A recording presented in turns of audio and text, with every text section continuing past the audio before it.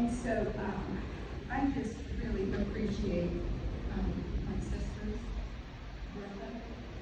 Bertha, Henri, and Pat, and Grace, and Patty. And I know she hated that whistle. She hated that whistle because it blowed all the time. And I remember a story because I was there at the house, and he says, "You see that drawer over there?" He says, "Can you get me a whistle?" And I said, "Dad, why do you need a whistle? You got a whistle on your neck. Why do you need a whistle?"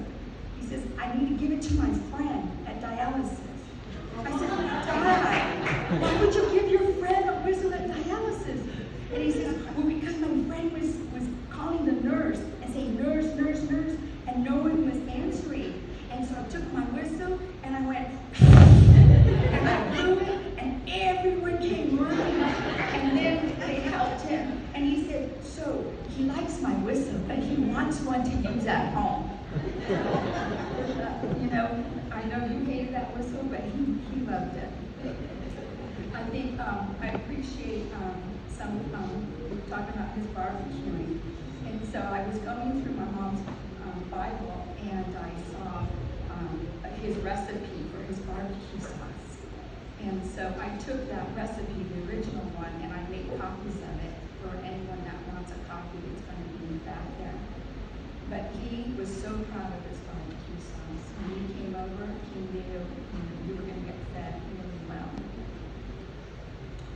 I appreciate Ophelia's story and when she vowed the peace life. And I know she had some really hard decisions to make. And I thank you for that.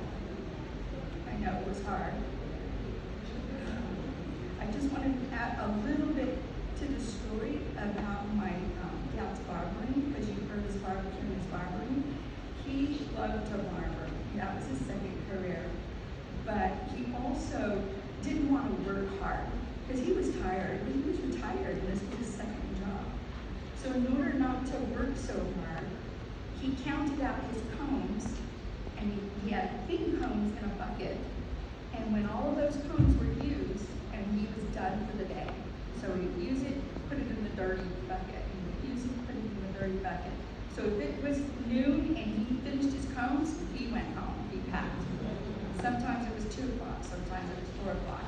And whenever those combs were used, when they were done, he was done. One of the things that, again, I appreciate Aaron too. Aaron, you wrapped it up really beautifully too, my dad's life. And so I want to just add a little bit to the story of his salvation. And I love the way God used his love for barbering to save him. My dad moved from shop to shop because he didn't want to work too hard. So when he would get tired, he'd quit. But then he'd get a new job. But he found this one particular barber shop on Citrus, and the owner was a pastor, like Ophelia said.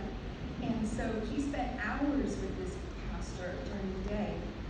So that it's true, when he went to the hospital and he was afraid and he was going to have surgery, he trusted Carlos, his name's Carlos, enough that he called Carlos.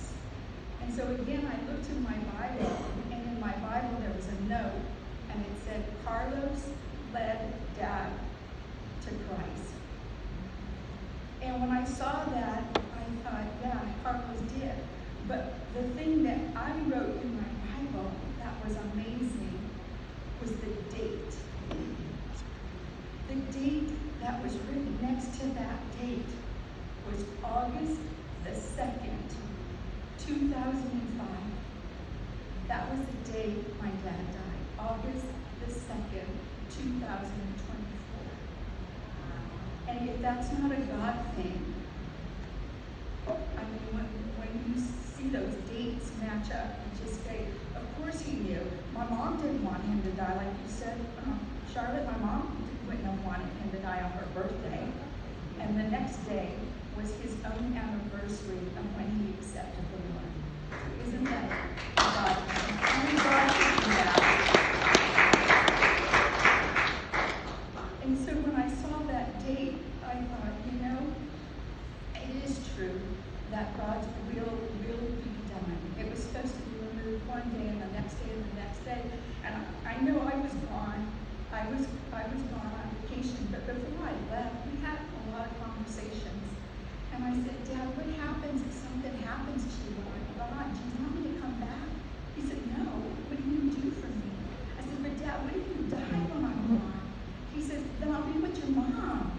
You know, don't come back. So I know that we talked about that. And there was peace of him knowing that he was tired.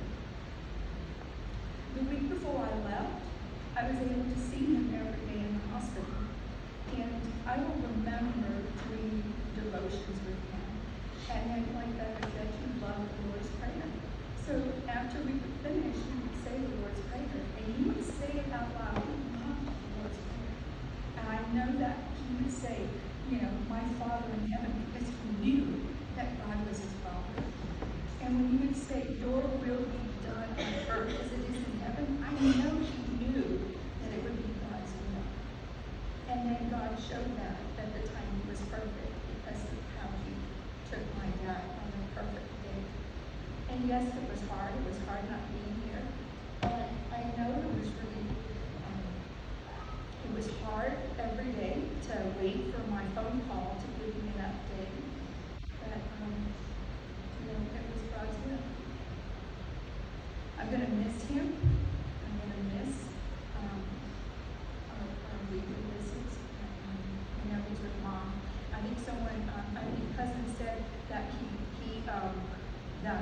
he made it to August the 10th, which was the anniversary.